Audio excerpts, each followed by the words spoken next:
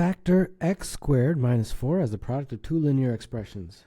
X squared minus 4 can be factors as x plus 2 and x minus 2 multiplied together. Determine the integer k for which 98 squared minus 4 is k, 100k. Well, by the same, I guess, factoring, it would be 98 minus 2, 98 plus 2, and that's 100k. And that basically becomes 96 times 100 is equal to 100k. The 100s cross off from both sides, and the only thing you're left with is k is equal to 96. Determine the positive integer n for which 20 minus n times 20 plus n is 391. Well, I will multiply them. So 20 times 20 is what, 400, I believe? And then that'd be minus n squared. The middle terms cancel out. So then that's going to be 9 is n squared, and then n is therefore equal to 3. And they wanted the positive one, so. Prove that 3,999,991 is not a prime number. So the same kind of story, that it's going to be k squared minus some perfect square, and I'll make 9. Because if you put the 9 over on the other side, it'll be a nice even number, namely 4 million, and then k therefore will be the square root of that, which is 2,000. So then what? Oh, okay. Then I can show that 399,991 is the product of two numbers, because it's 2,000 squared minus 9 squared. Okay, it can be factored. 2,000 minus 3 and 2,000 plus 3, and that's 1997 and 2003. So we've shown that this number is the product of two numbers, and therefore it is not a prime number. If n is a positive integer, a Listra sequence is a sequence A1, A2, and so on, with n terms with the following properties. Each term is an even positive integer. Each term is obtained by dividing the previous term in the sequence by an integer between 10 and 20. And there's no integer m between 10 and 20 for which an divided by m is an even integer. So an is the last term. So the last term, if you divided, there's no integer between 10 and 20 that you can divide it to get an even. Okay, so here's some sample Listra, and here's some not. So let's look at the not. Why are they not?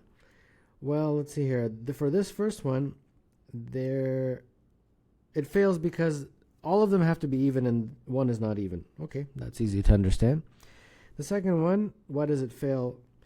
Because when you take this and divide it by 5, that's how you ended up getting 200. But dividing by 5 is not allowed because you have to divide by an integer between 10 and 20. Yeah, so they even explained that 5 falls outside of the range. Okay, the next one, that one fails. Why? Because the very last term, if you divide by some number between 10 and 50, in this case they've chosen 15, it gives you 2, and 2 is even, and that is not allowed. And this one, same thing. Well, there's only one term, so that's the last term, I guess, first term and last term. And if you divide that by 13, which is a number between 10 and 50, you get 8, and 8 is even, and that is not allowed. Okay, so a lot to digest here, so let's kind of move forward. They're saying determine Listra sequences with A1 equal to 216. Okay, so let's walk through this. I'll try to do it slowly. So A1, they're saying, is 216. So let's go through the rules. The first rule, which says that all of the terms have to be even. All terms, okay, well, so far 216 is even. So I guess we have to abide by that. I don't know what the terms are, but let's go to rule number 2, that you're going to have to divide by something, let's call it D, and that something is between 10 and 50. And when you do, you get the subsequent terms. Now, the divisor doesn't always have to be the same, because you notice, like, this one here, they divided by 5, and then they divided by 50 or something, whatever. So the divisors are not always the same, but the divisors do have to be between 10 and 50. Okay, and we also have to get integers. So the only way we're going to get an integer is if we divide by something that is a divisor of 216. So what are the divisors of 216? But those that are only between 10 and 20. Sorry, 10 and 50. 10 and 50. Well, let's see here. I think it's 12. Well, a 9, but 9 is not between 10 and 50. So 12, 18, 24, 27, 36, and then 54. But 54 falls outside the range. So that's just these guys. And if I divide 216 by these guys, like 216 divided by 12, I will get 18. 216 divided by 18, I will get 12. 216 divided by 24 is 9. 216 divided by 27 is 8. And 216 divided by 36 is 6. Okay. So let's see which ones I can keep, because remember, all the terms have to be even. So that's even, that's even, that's even, that's even. So this guy, the 9, I can't keep because they have to all be even. All right, so then where do I go from here? I got to look at the next criteria, criteria 3. Well, what's criteria 3?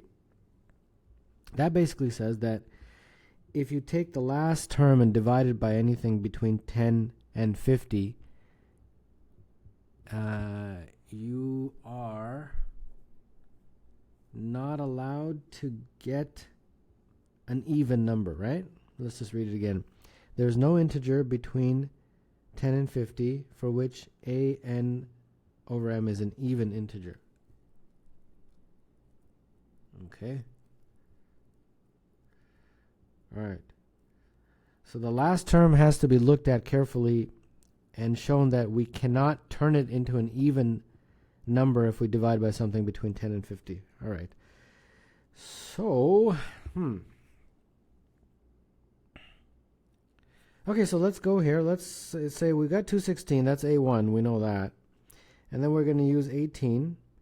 And can 18 be turned into an even number using some other divisor between 10 and 20? And I don't think so. Because even if you use the smallest one, it becomes 1.8. And if you keep going, then if you use 18, it will become 1, and 1 is not even. So I think this does not pose a problem. But then you can't go anything further than that. You can't choose anything after that. Because in order to go to another term, this term has to be divided by something between 10 and 50. Sorry, why do I keep writing 20? It should be 50. And for criteria 2, and you can't get an integer by dividing by something. Let me think about this. Well, you can use 18, but 18 would give you 1, and 1 is not even. So that would fail criteria 1. So I think that's it. Just these guys. And then similarly, 216 and 12. Same story. For criteria 2, we have to divide by something between 10 and 50. And if I divided by 12, for example, I would end up with 1. But 1 is not allowed because 1 is odd. So there's another one. And then we don't pose a problem with this one, since that is the a(n), because there's no way I can turn that into an even number if I divide by some divisor between 10 and 50.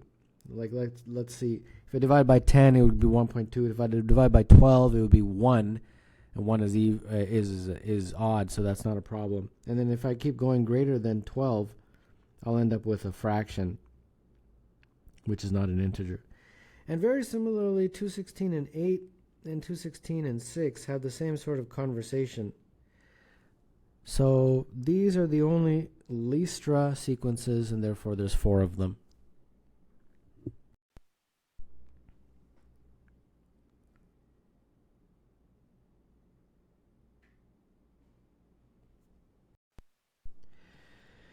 Part B. Part B says how many Listra sequences have A1 equal to 2 times 3 to the power of 50. Okay, so A1 is 2 times 3 to the power of 50. And then let's go through the criteria. Well, we have to have A2, A3, and then all the way to AN. And all of these are obtained by taking A1 and dividing by some D. Well, I mean, eventually A2 will be divided by D and so on. But the important thing to remember is that the D has to be between 10 and 50. So that means that in order for all these to be even, because remember, that's part of the criteria, they all have to be even, we have to keep that 2 in there. So the 2 times 3 to the 50, this 2 has to stay. So we can only divide by powers of 3, because if I divide it by a 2, if the 2 disappears, then I'll get a power of 3, which is an odd number, and that will not satisfy the criteria. So D is some power of 3. Now the numbers that are between 10 and 50, well, the powers of 3 are 3, 9, 27, 81, and so on, right? But the only one between 10 and 50 is 27. So I guess the only thing that D can be is 27. So for example, and 27 is 3 to the power of 3. So the first D, if you divide it, the A1 divided by D, which I'm setting to be 3 to the power of 3, you're going to get 2 times 3 to the power of 47. That will be, I guess, my A2. Yeah. And then if we keep doing that, yeah, because 27 is the only number that we can divide by. So if we keep doing that, A3 would be 2 times 3 to the power of 44, because you're always dividing by 3 to the power of 3, and then so on. So that means the list is going to be, what was the first term? 2 times 3 to the power of 50, and then A2 was 2 times 3 to the power of 47, and then 2 times 3 to the power of 44, and so on. And then dot, dot, dot. Eventually you get down to 2 times 3 to the power of 11, 2 times 3 to the power of 8, 2 times 3 to the power of 5, and then 2 times 3 to the power of 2, I think, is the last one. Because if I can't divide anything else because it would no longer be an integer. Okay, so we have, and all of these are even. So let's go through the criteria. Even, yes, because they all have a 2. And because they all have a 2, all have 2. So they're all even. Second criteria, which was, did we obtain them all with a divisor that was between 10 and 20? This, geez, 10 and 50. And yes, because all the time we use 27, 3 to the power of 3. And then the third criteria, okay, that's the one we really got to see. Third criteria basically says the very last one, which in this case is 2 times 3 to the power of 2, which is 18. Can you turn that into an even number for some divisor between 10 and 50? And let's see. I don't think so, because if I divide by 10, it would be 1.8. If I divide by 18, it would be 1. There's no way you can have 18 divided by D2 to get an even integer. Yeah. Where D is between that range, 10 and 50. So I think we've completed all criteria. So therefore, what were they even asking us for here? How many? Oh, how many Listra sequences? Well, how many? Just one. And this is the one. So only one Leistra sequence. Okay, so that takes care of that part. And we are now at part C. How many Listra sequences have A1 equal to 2 to the power of 2 times 3 to the power of 50? So very similar, I guess, but they've added another 2 here. Okay, I'm assuming that, therefore, the solution will be very similar to B. So D, therefore, has to, okay, we got 2 2's now. So we could make it some power of 3. So, or we could put in 2 times 3 to the power of something. But we can't put 2 to the power of 2, because then that would get rid of the 2 to the power of 2, and we'd be left with some power of 3, which is odd. And all the terms of the sequence have to be even. Okay, and as always, D has to be in that range. Okay, so let's start with this one. This one is exactly the same as the previous question, that the only power of 3 that's in that range is 3 to the power of 3, which is 27. So that should be fairly straightforward. I believe so. Yeah. Okay, and then this one, this one I got to think about. 2 times 3 to the power of something. So 2 times 3 is 6. 2 times 9 is 18. 2 times 27 is 54. And then so on. But the only one in that range is 18. Okay, so 27 and 18 are the only things that we can divide by. Okay, so that takes care of that part. So let's see if this one works. So if we divide by 3 to the power of 3, we're going to get 2 to the power of 2, 3 to the power of 50. Well, that's the first term. And then the next term would be 3 to the power of 47, and then 3 to the power of 44, and so on, right? And then all the way at the end, we would get down to 2 to the power of 2, 3 to the power of 5, 2 to the power of 2, 3 to the power of 2. And that is it. I can't go any further because I wouldn't no longer have an integer. So now let's see the criteria. The first criteria is, are they all even? And the answer is yes, because they all have 2's even. Second criteria is, did I obtain them by dividing by something between 10 and 50? And the answer is yes. I divided always by 27. And the third criteria, let's see, that says that you take the last term, which in this case is 18. Can I turn the last term, if I divide by something where that something is between 10 and 20, 10 and 50, jeez, can I turn it into an even, sorry, what am I doing here? 2 to the power of 2 times 3 to the power of 2 is 9 times 4 is 36. Oof. Boy, oh boy. So much for the math expert, right? Okay, so can I turn that 36 into an even number? If the answer is yes, then I violate rule 3. Well, let's see. If I choose a D2 to be 18, then 36 divided by 18 would be 2, and therefore, yes, I violated the rule 3. So therefore, what that basically means is that this sequence here is not a Listra, sequence, because of rule 3 not being met properly. Okay, that's not a problem. So that means this one is a dud. So now we have to concentrate on this guy here. Let's see if that one actually makes a valid sequence for us, that 18. Okay, so same kind of story. Let's see what happens. So first of all, 18, I want to put that into prime factorization. I think it's 2 times 3 to the power of 2. That would be a little bit easier. So then, therefore, my sequence becomes, well, the first term is that. Then I would be at 2 to the power of 1, 3 to the power of 48. Is that right? Let me think about this here.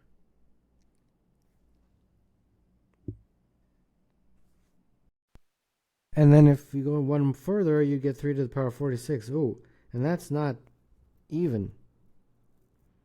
So the sequence would have to stop there. Now this guy, let's see here. I think that one would fail criteria 3 easily, because if you take any D2 between 50 and 10, you could make that into an even number. Like, for example, if we just took 18, or let me see about this. Well, anything like 27.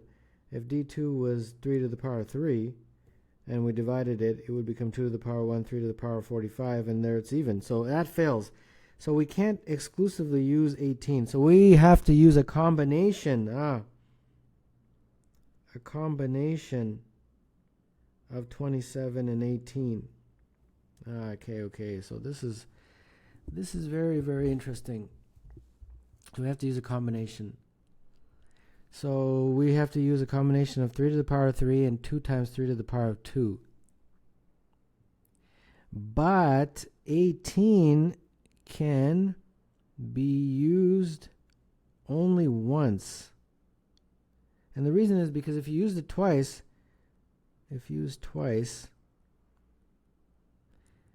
we would start getting numbers that are not even. For example, let's say you started with the first one, right?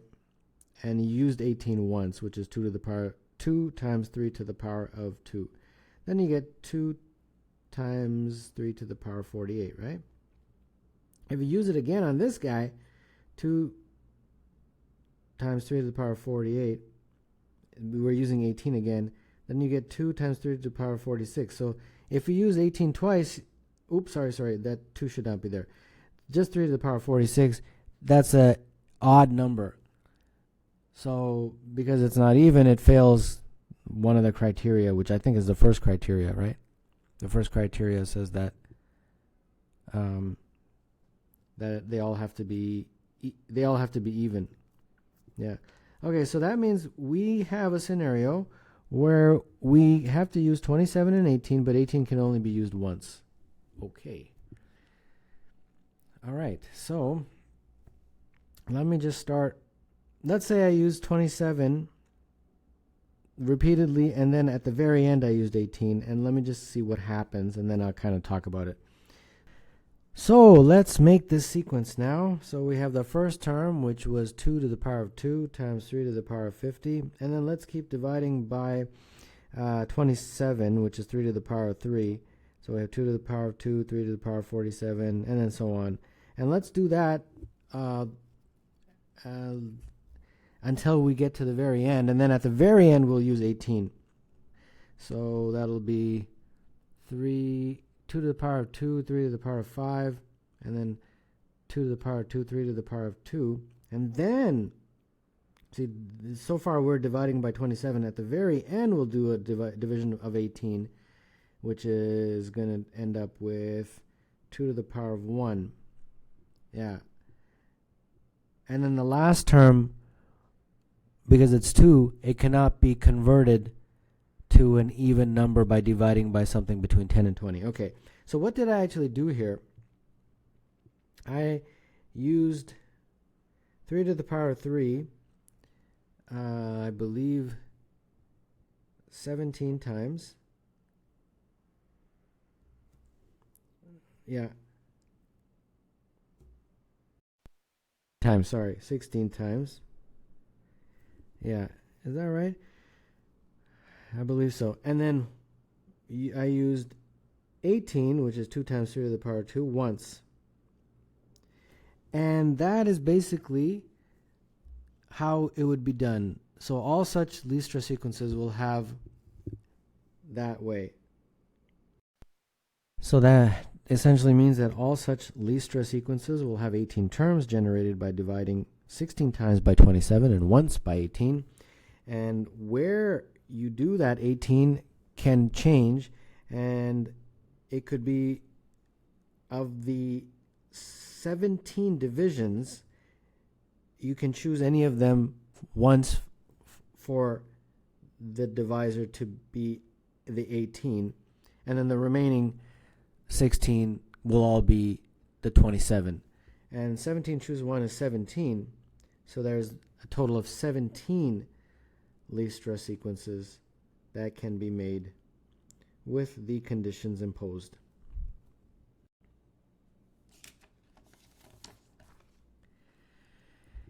A pair of functions f at x and g at x is called painful pair.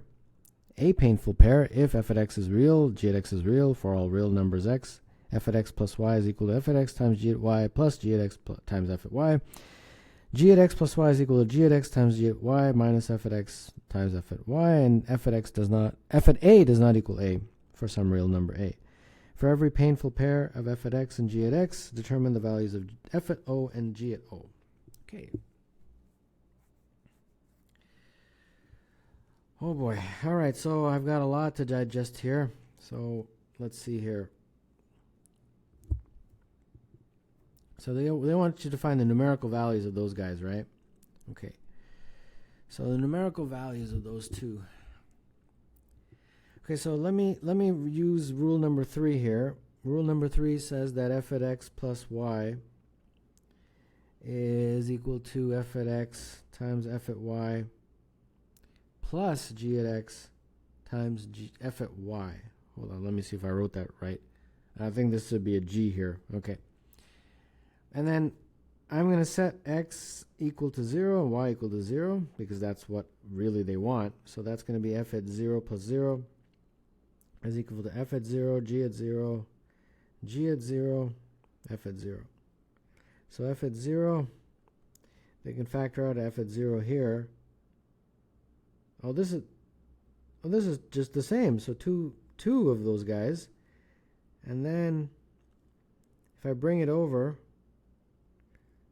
like this, f at 0, and then factor out the f at 0, then I will get 2g at 0 minus 1. And therefore, f at 0 is 0, or g at 0 is equal to a half. So those are my two possibilities. Okay, so now I'll turn my attention to rule number 4. And rule number 4 basically says that g at x plus y is equal to g at x times g at y minus f at x times f at y. Okay. And same story here, x equals 0, y equals 0. So let's see what happens there. This will be g at 0 plus 0 is equal to g at 0 times g at 0. Well, hold on, let me see if I did this right. Yeah, I did. F at 0, f at 0. Okay, so this is g at 0, this is g at 0 all squared, and this is f at 0 all squared. Okay, so, well, I guess I'll take this one step at a time. If g at 0 is a half, then, and I substitute that in, then this will be a half is equal to a half squared minus f at 0 all squared, and therefore f at 0 all squared would be a quarter minus a half, which is minus a quarter. Well, that would not give any real solutions, no real solutions, since if we take the square root of a negative, it would be an imaginary number. Okay, so then we'll go back to this f at 0 is 0 guy. So let's use that one, f at 0 is 0, and let's see what that does. And where are we subbing it in again? This original, this one. Okay, so if I substitute it there, well, I don't really need to, because that's the only other criteria solution. So I'm pretty sure that f at 0 is 0, but I have to, yeah. That has to be true. So I'll just keep it for now. But actually, I really do want to do it. Let me just do it here.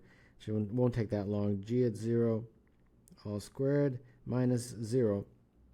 So g at 0 all squared minus g at 0 is 0. So I factor out the g at 0, and I will get g at 0 minus 1. And therefore g at 0 would be either 0 or g at 0 would be either 1. Oh, I got two answers. Okay, well, this one I know for sure.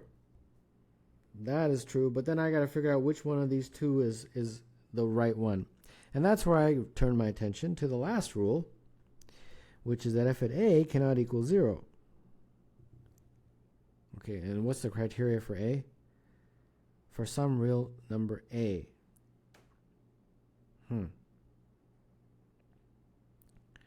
F at a cannot equal 0 for some real number a. Okay. Oh boy. All right. So that means they've let x equal to a, and I'll use y equals 0, and use that rule number 3. So f at x plus y is equal to f at x times g at y plus g at x times f at y. So that means f at a plus 0 is equal to f at a times g at 0 plus g at 0, g at a times f at 0. Okay, so f at a, and then g at 0, well, we don't know yet. F at a, g at 0, I don't know. F at 0, we've already established is 0, so that all becomes 0. So then if I factor this out, first let's bring it over to the other side. So if I factor out an f at a, this will be g at 0 minus 1. And since f at a cannot equal 0, that means g at 0 is equal to 1. Okay, so we got it. So when we look at all the criteria, we come to the conclusion that f at 0 is equal to 0 and g at 0 is equal to 1.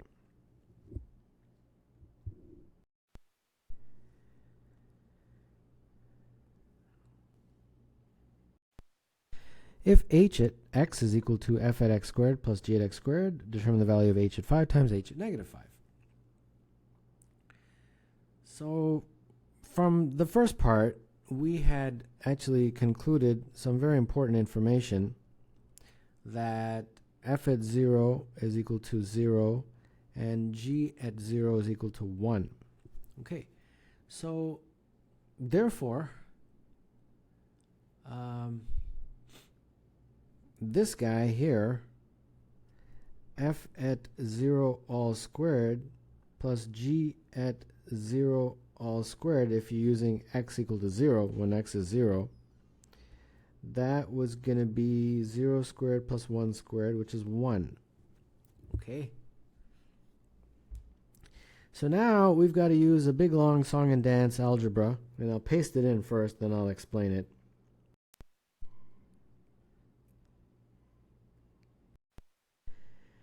So there we go. So let's explain what's happening here. We basically have decided to use some of the rules. And the first thing in this step is you've just used this fact that is equal to 1. And in particular, when x is 0, which is exactly what I did right here. But t minus t is equal to 0. So instead of 0, they're putting t minus t. Same thing. And then they expand it. And now, how did they expand it? By using those rules. So rules 3 and 4 up here. This is rule 3 and this is rule 4. So they use those two rules to expand. So this is the first rule and this is the second rule. And then once they did that, they expanded them. So that's what this is. This whole thing is expanding. And then once you expand, you collect like terms. A couple of these cancel. That cancels with that, I believe. I believe that's the same thing. G at t, g at minus t, yeah. So then when you collect like terms, you just get this one, collect like terms. And then you take that big whole thing, and I think, yeah, well, this cancels again. Yeah, that's the same thing. I think they just rearranged it a little bit to make it look identical. And then once those two terms cancel, then they factored it. But actually, this is just sort of showing you what happens after you those two terms cancel each other. the ones that I underlined. And then this is now factored. So this will become f at t all squared plus g at t all squared in brackets. And then that's going to be f at minus t all squared plus g at minus t all squared, and that's going to be in brackets. Yeah. So then at that point, that's when we go back to this guy, that h at x is equal to f at x squared plus g at x squared. So this basically is h at t. And then this guy, this whole thing, is h at minus t. And let's not forget this 1 here. This whole thing is 1. And then finally, if we just plug in t equals 5, this will be h at 5 times h at negative 5. And that is basically what they're asking for, h at 5 at h at negative 5. And the answer is 1. So a lot of algebra there, but at the end, the answer will be 1.